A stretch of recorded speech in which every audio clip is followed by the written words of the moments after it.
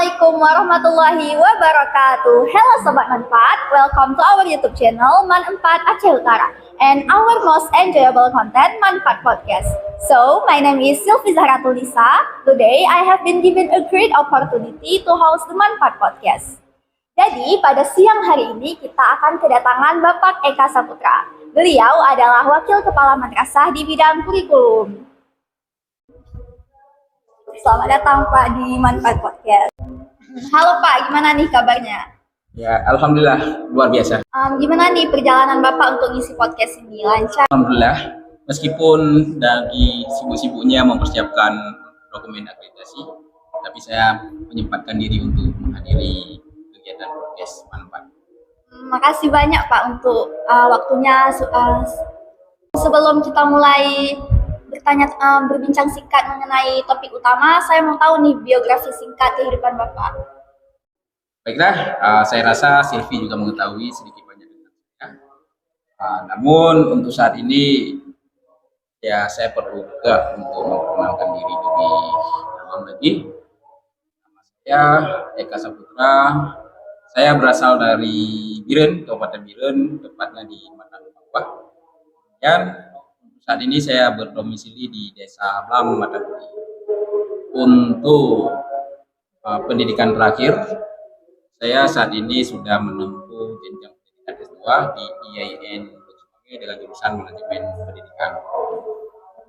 Kemudian untuk di Manfaat Aceh Utara sendiri, saya saat ini sudah menjabat sebagai Wakakur, yaitu Waka Kurikulum.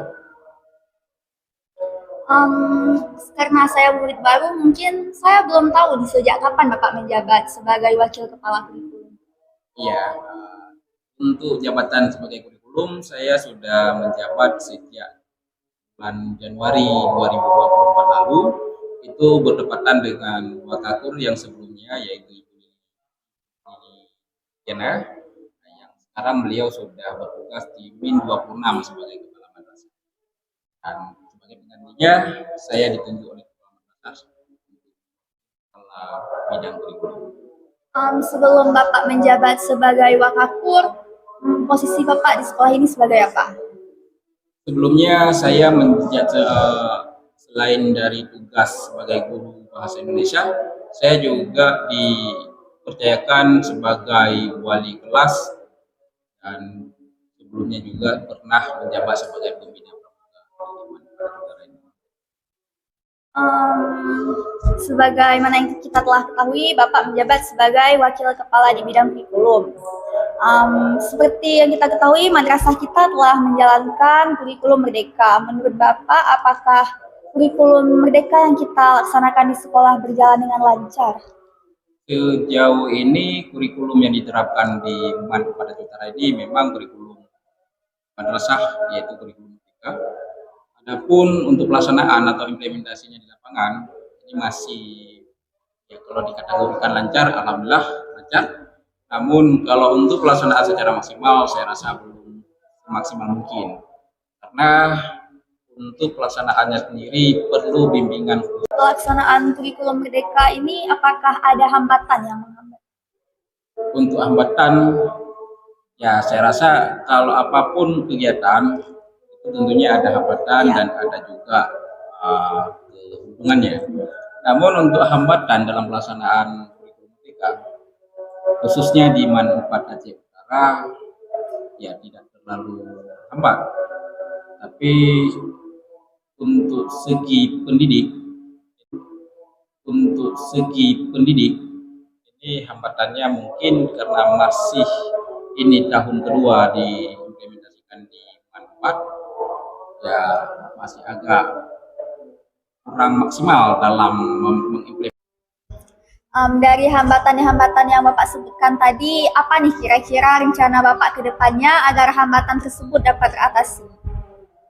Untuk rencana yang diharapkan ke depan, yang mau diimplementasikan adalah salah satunya itu memfasilitasi guru atau peserta didik nanti ikut pengembangan diri.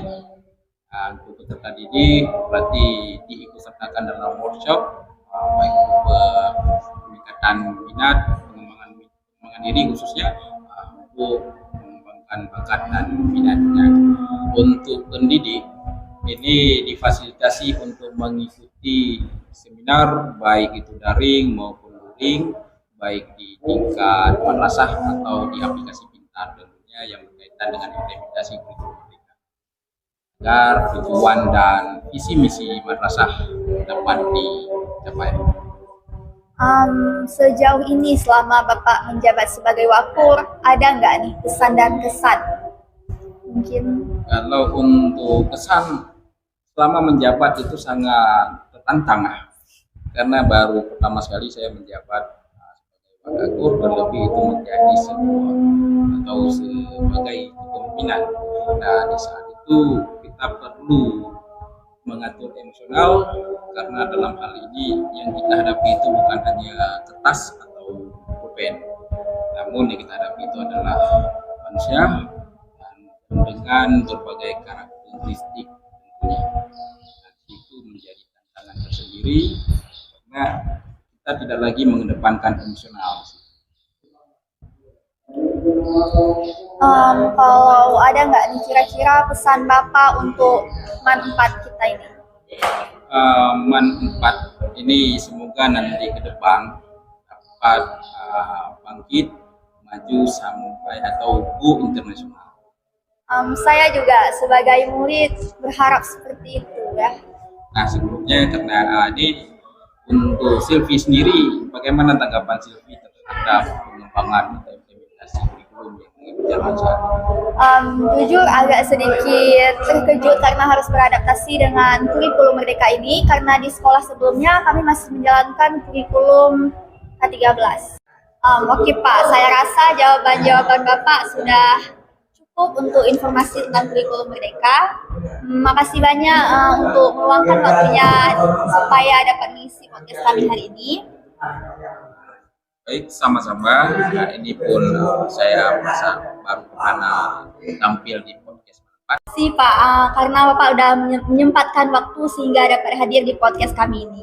Ya, sama-sama, semoga nanti. Oke, demikian podcast kita pada hari ini. Sampai jumpa di podcast-podcast selanjutnya dengan bintang tamu yang lebih menarik sehingga dapat menambah wawasan dan pengetahuan kita. Jangan lupa like, comment, and subscribe. Dadah!